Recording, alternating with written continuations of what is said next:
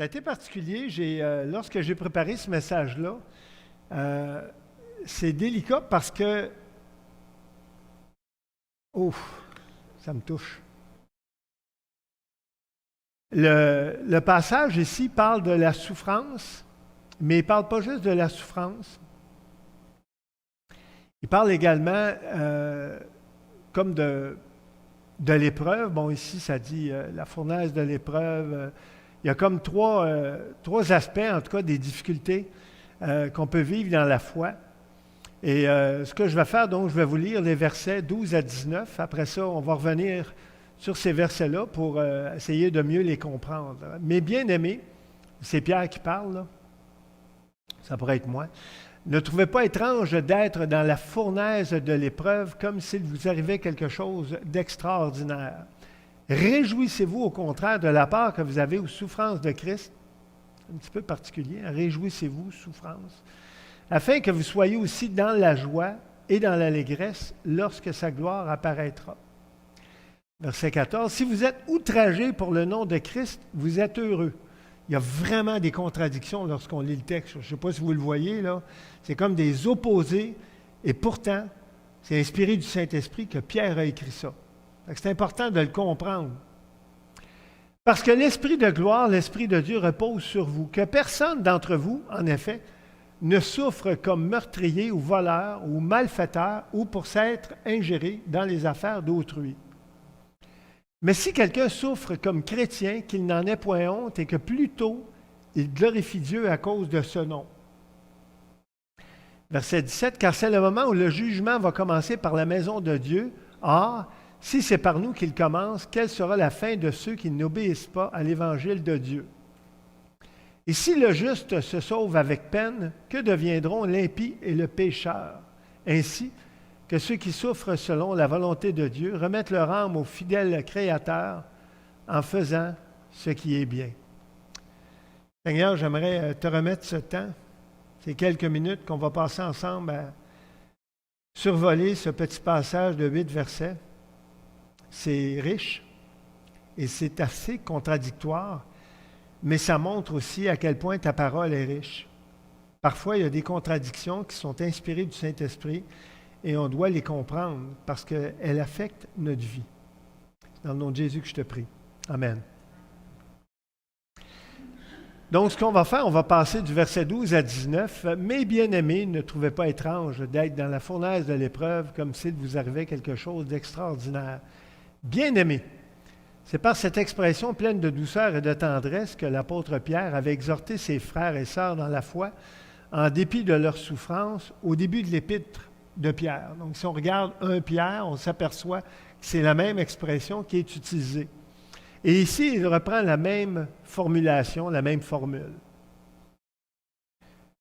Ensuite, j'ai souligné la fournaise de l'épreuve. Ceux qui ont déjà vu une fournaise, c'est assez particulier. C'est pas chaud. C'est brûlant, une fournaise. C'est très, très chaud. Et tu ne veux pas t'approcher d'une fournaise trop proche. Parce que tu vas y laisser des poils, si tu en as en tout cas, des poils. Là. Il y en a qui vont fondre, là, qui vont se consumer. Et sérieusement, c'est comme vraiment, là, c'est le top de l'épreuve. La fournaise de l'épreuve, c'est comme une épreuve intense, là, comme on ne peut pas l'imaginer. Donc, la fournaise de l'épreuve rappelle les persécutions endurées par ces premiers croyants, ces premières croyantes. Il leur paraissait étrange de connaître ces épreuves, alors qu'ils s'abstenaient de la vie charnelle des non-croyants afin de glorifier Dieu. Dans un tel parcours, Dieu leur avait promis d'abondantes bénédictions. Et là, je vous mets le texte. Je suis désolé si ce n'est pas clair. Là, peut-être qu'il faudrait que je change mon rouge pour un autre type de rouge, là, mais en tout cas.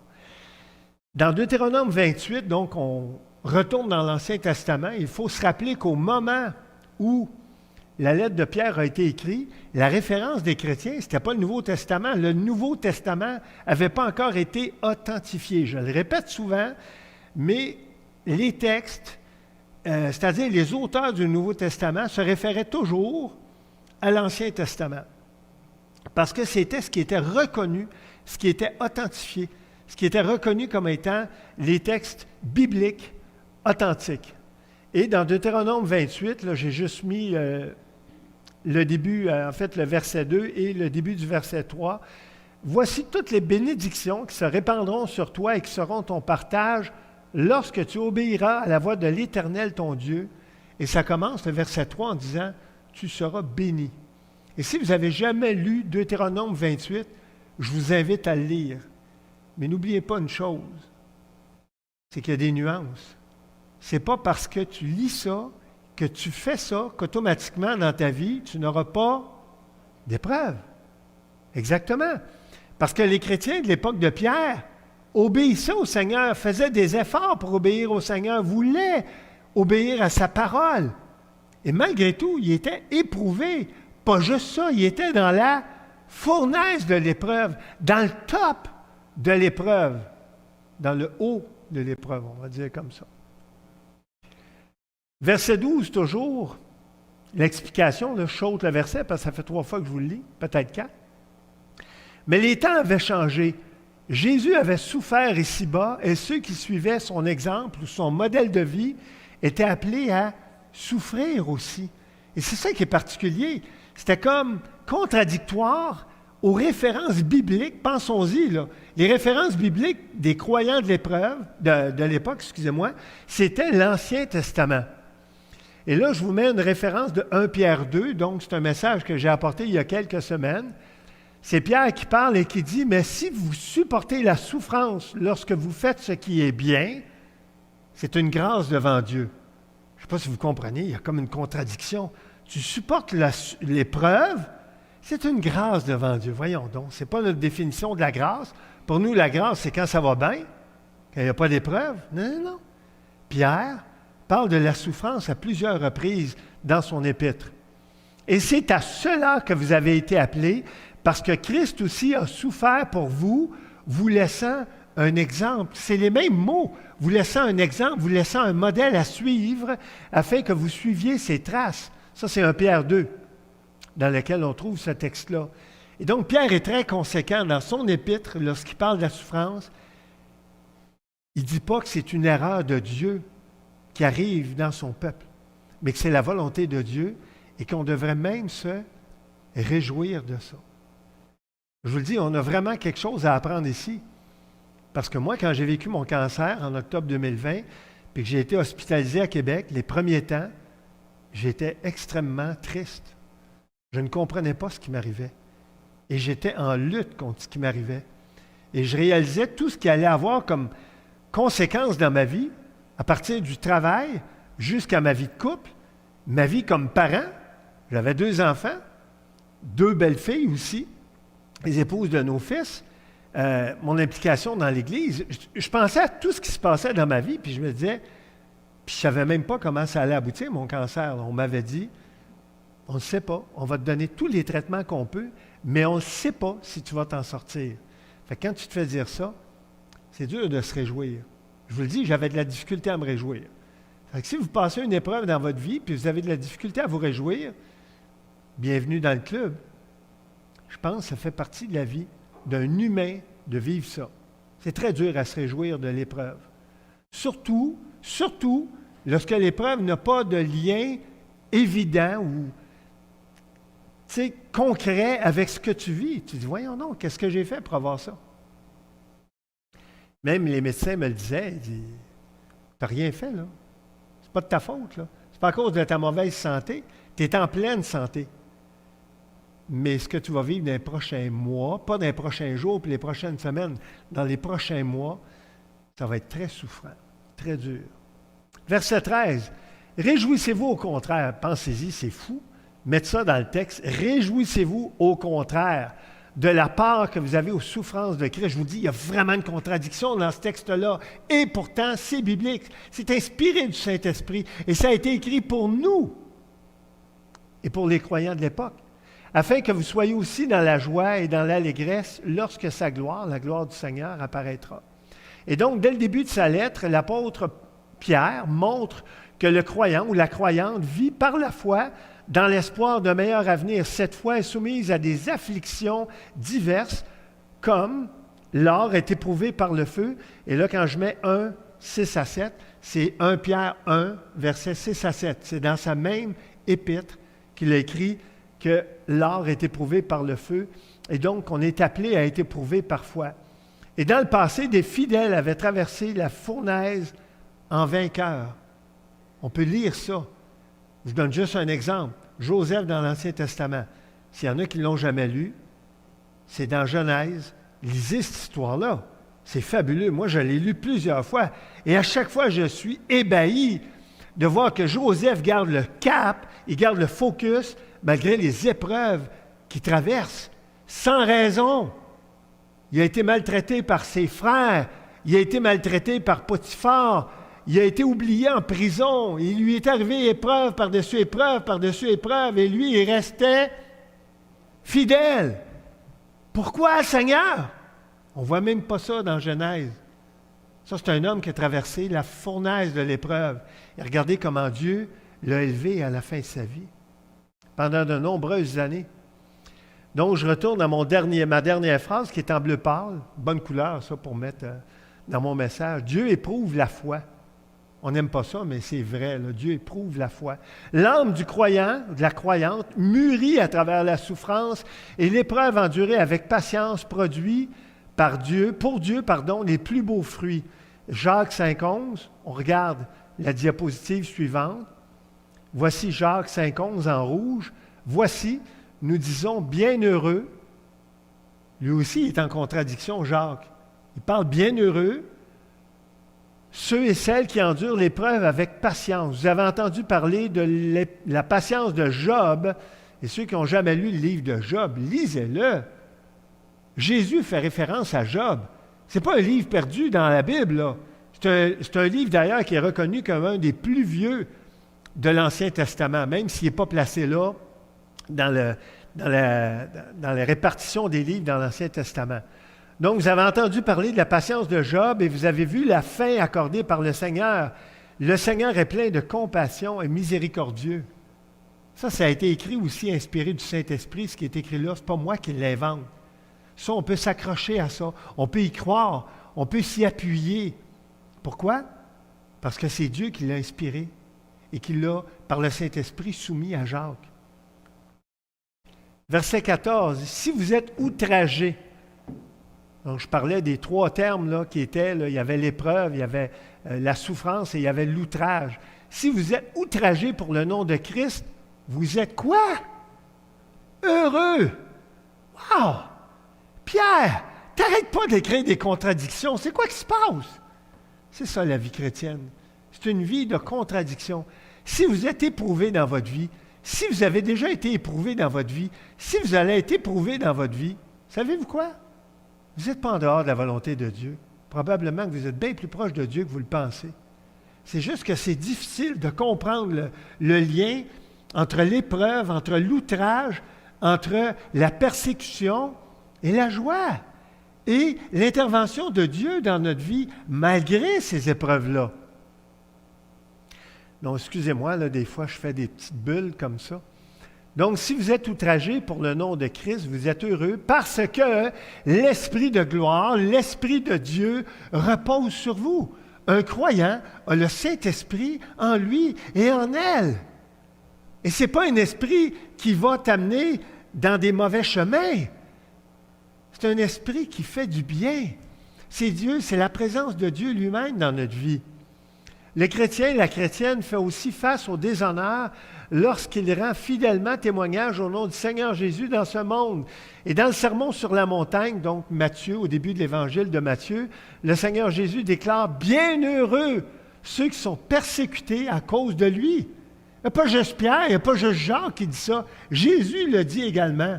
Alors, il semble y avoir vraiment là une connivence entre les auteurs du Nouveau Testament.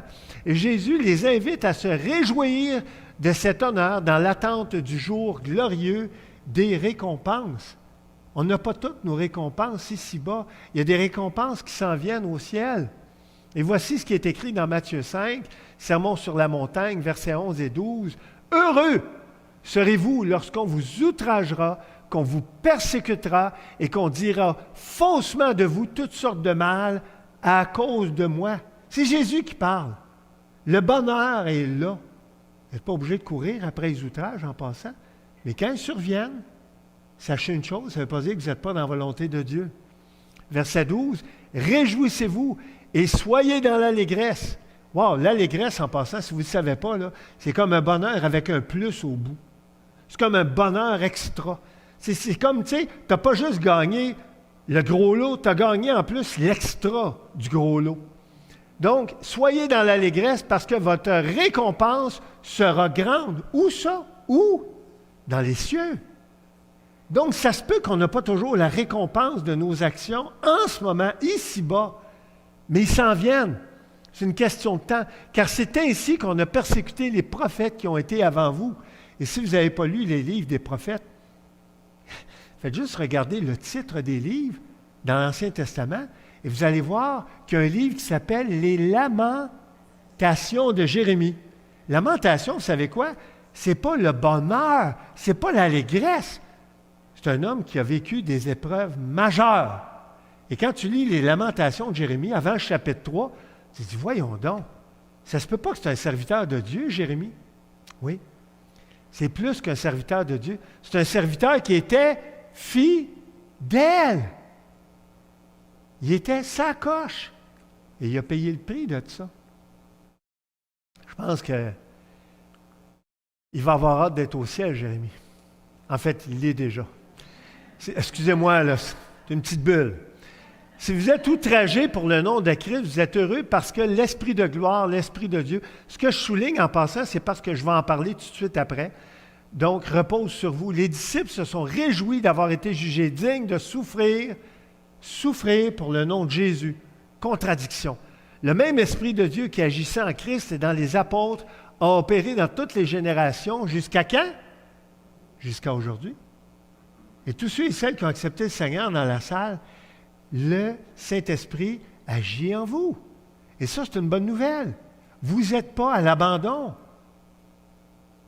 C'est un esprit de gloire. C'est ça qui est écrit, hein? Dans 1 Pierre.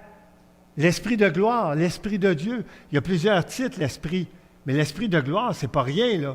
C'est pas un petit esprit, là. C'est pas juste un souffle. C'est un esprit de gloire. Donc, c'est un esprit de gloire et il glorifie Christ à travers les siens. Jésus a dit, quand il partait, il a dit à ses disciples, il dit, « Je ne vous laisse pas seul. Le Saint-Esprit que mon Père enverra. » Hein? Il est appelé le consolateur. On a-tu besoin d'un consolateur? Oui. Quand ça va mal? Peut-être pas juste quand ça va mal, quand ça va bien aussi, pour savoir qu'on est dans la bonne voie, on est dans le bon chemin. Donc, un esprit de gloire qui glorifie Christ à travers les siens. Il a conduit, le Saint-Esprit, plusieurs croyants à tenir ferme au péril de leur vie pour ne pas renier le nom du Seigneur. Pensez à Étienne dans le livre des Actes. Étienne glorifiait le Seigneur pendant qu'il se faisait lapider. Aïe, aïe! Je me souviens de quelqu'un, moi, qui a reçu une roche. Une roche. Pas un boulet, là. Une roche sur son corps. Puis ça y a fait mal. Imaginez Étienne. Il a dû en recevoir une coupe de roche. Hein? Il est mort, lapidé. Et même quand il était juste sur le bord de mourir lapidé, il glorifiait le Seigneur. Imaginez-vous comment cet homme-là, il était sa coche pour être capable de glorifier le Seigneur plutôt que de maudire ses assaillants pendant qu'il se faisait lapider. Quel exemple pour nous. Excusez-moi, il fallait que je vous le dise. Beaucoup ont été fidèles jusqu'à la mort. Je vous ai donné l'exemple d'Étienne. Sommes-nous au moins de ceux qui n'ont pas honte de son nom, ni de son témoignage? Et vous savez quoi? En préparant le message, j'ai prié Dieu. J'ai dit, Seigneur, rends-moi comme ça. Parce que je ne suis pas sûr, si j'avais à souffrir dans ma foi, que je serais fidèle jusqu'à la mort. Mais je devrais être capable d'être fidèle jusqu'à la mort parce que ce n'est pas moi qui serais capable de le faire. C'est qui? C'est le Saint-Esprit qui est en moi qui serait capable de le faire. Moi, je n'aurais pas la force de le faire par ma chair. Verset 15. Que personne d'entre vous, en effet, ne souffre comme meurtrier ou voleur ou malfaiteur ou pour s'être ingéré dans les affaires d'autrui. Souffrir est une chose, mais souffrir pour les bonnes raisons, par la foi, pour la foi en Christ, c'en est une autre. Ici, l'apôtre Pierre affirme avec force que le chrétien et la chrétienne ne doivent pas souffrir pour de mauvaises raisons. Et il en cite 4 mauvaises raisons ici, 4 exemples. Peu parmi nous ont souffert pour avoir été meurtriers. J'ai souligné le mot meurtrier. S'il y en a dans la salle, là, vous gardez bien votre secret parce que je ne le sais pas.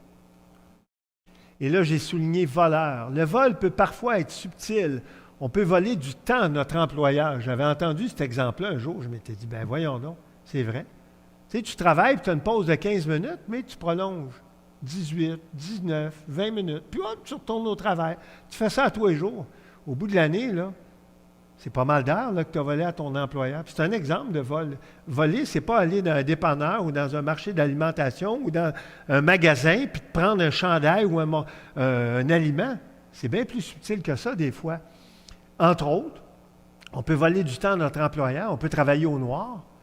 J'ai parlé avec mon beau-frère il y a quelques semaines, on a été dans la famille de Liette, puis j'ai un beau-frère qui n'est pas croyant et qui me parlait de l'essentiel de travailler au noir, d'encourager les travailleurs au noir. Il m'a débité là, un texte là, sur l'essentiel d'encourager le travail au noir. Parce que lui, il encourage ça, là, régulièrement. Là. Parce qu'il dit, Sylvain, si tu ne fais pas ça, il dit, tu ne seras pas capable de trouver des travailleurs pour ci, pour ça, pour ça. Il me donnait des exemples que lui faisait dans sa vie. Et moi, je ne suis pas d'accord avec ça.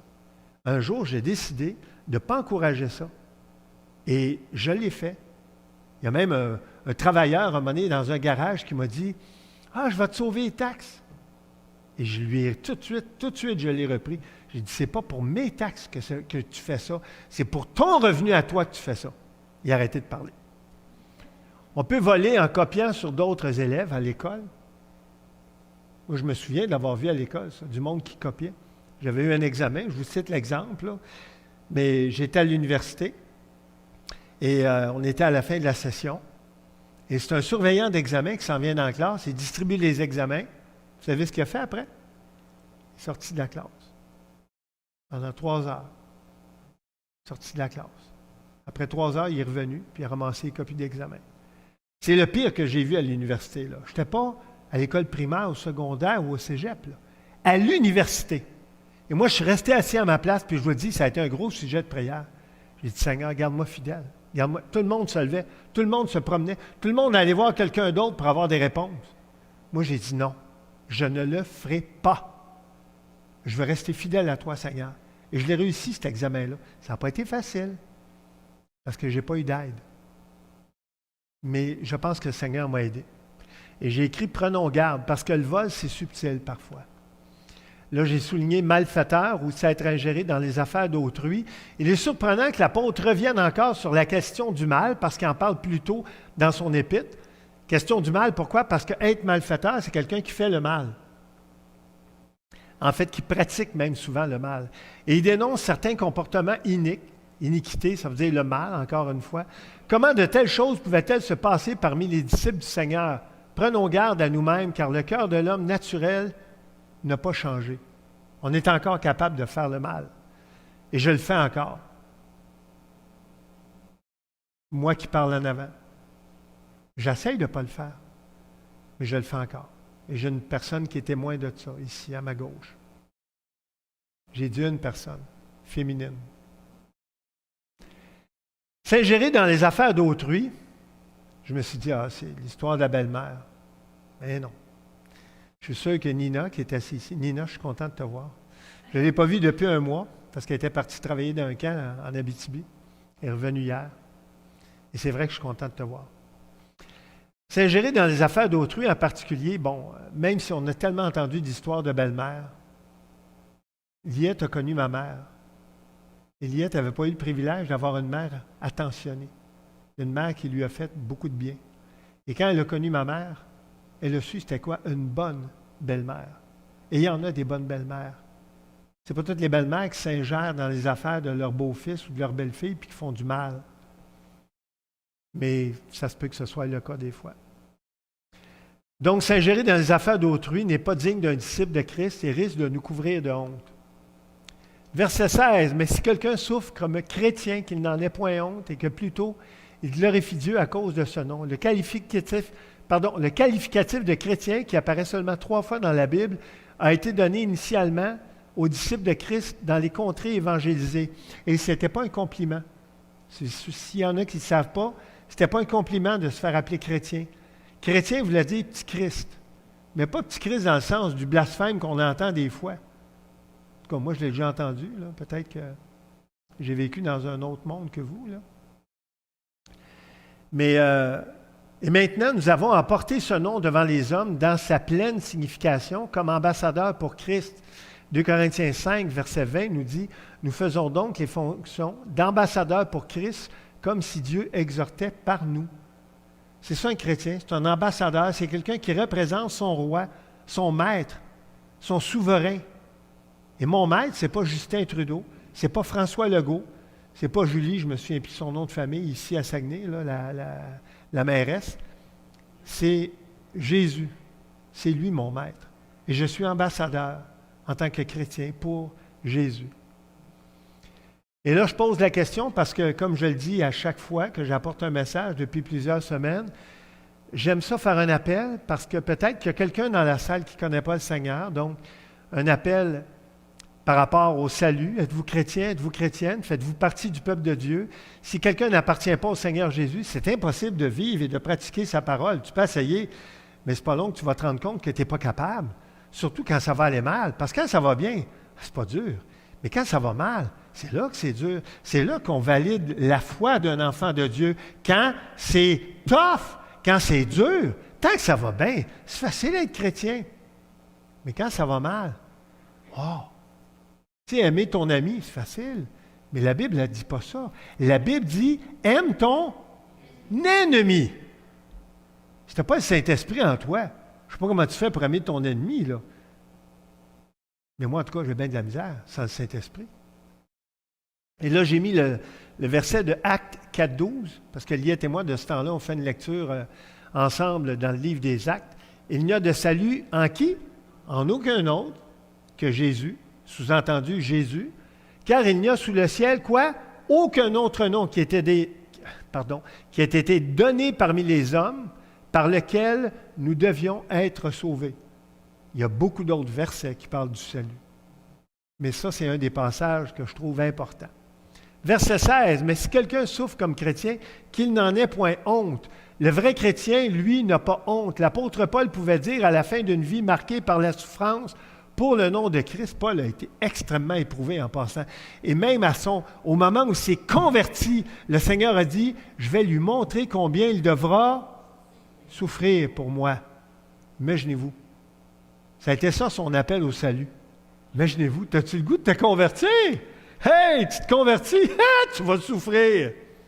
OK, je ne me convertis pas, Seigneur. Non, il s'est converti et il a souffert. Et il a souffert toute sa vie. Il a même été lapidé jusqu'au point que les personnes qui le lapidaient pensaient qu'il était mort. Avez-vous idée comment il devait être magané? Une pierre, là, je vous dis, reçois une pierre sur toi. Moi, j'en ai jamais reçu. Ben, en tout cas, peut-être des fois, genre sur une route de gravel à vélo, puis il y a un char qui passe, puis ça goroche une roche, là. Mais je n'ai pas été lapidé. Et regardez Paul, ce qu'il a écrit dans Timothée, 2 Timothée 1, « Je souffre ces choses, mais je n'ai pas honte, car je sais qui j'ai cru. » Imaginez-vous, c'était ça son espoir. Je sais qui j'ai cru. Je sais en qui j'ai cru. C'est pour ça qu'il était capable de passer à travers la souffrance. Une foi certaine était dans son cœur et elle lui donnait la force de tout endurer et de glorifier Dieu en ce nom, jour après jour, pour toute sa vie. Verset 17. C'est le moment où le jugement va commencer par la maison de Dieu. Or, si c'est par nous qu'il commence, quelle sera la fin de ceux qui n'obéissent pas à l'Évangile de Dieu? Dieu commence son jugement en purifiant qui? Sa maison.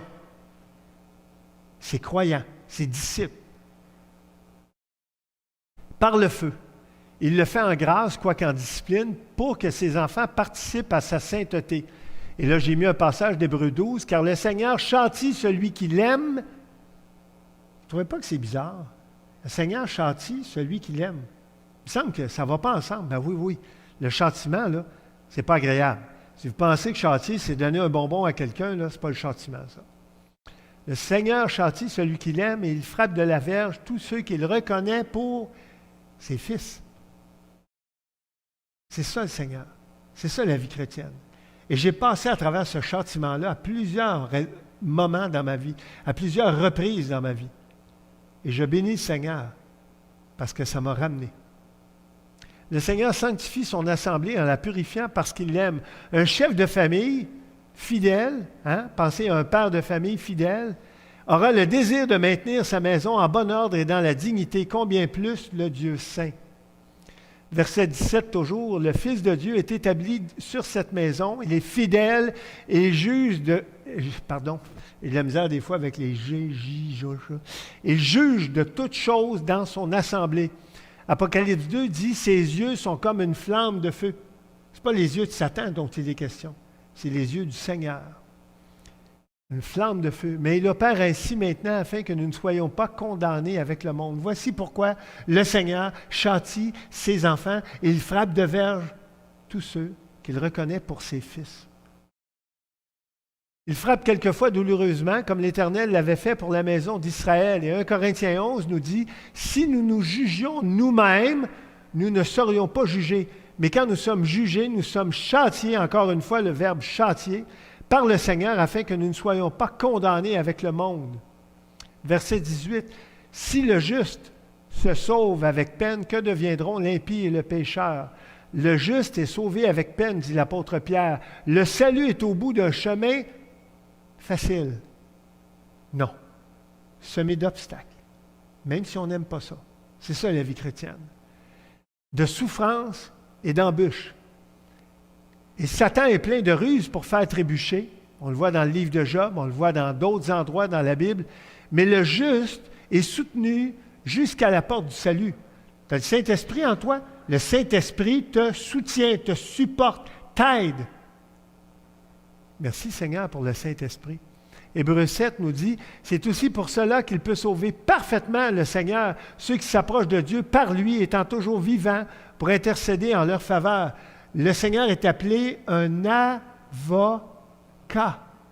Un avocat plaide pour son client. Il est un avocat pour chacun de ses enfants. Merci Seigneur. On a besoin d'un avocat. On ne serait pas capable autrement de passer à travers. Le dernier verset, le verset 19. « Ainsi que ceux qui souffrent selon la volonté de Dieu remettent leur âme au fidèle Créateur en faisant ce qui est bien. » Je ne sais pas si vous avez lu ce que j'ai souligné. Ceux qui souffrent selon la volonté de Dieu, ça ne va pas ensemble? Oui, ça va ensemble. Ça fait partie de la vie chrétienne. Tu n'as pas à chercher l'épreuve. Je ne cherche pas l'épreuve puis la souffrance, moi. Elle vient toute seule. Mais quand elle arrive, il faut que je sois prêt. Il faut que je sache que ce n'est pas un châtiment de Satan. Pourquoi? Parce que le Seigneur a besoin de me châtier lui-même, parce qu'il m'aime, parce que je suis son enfant, son disciple. Le Seigneur Dieu est fidèle à sa parole. Le juste, qui souffre en faisant le bien, remet pour le présent son âme entre les mains de son Créateur qui saura la conserver.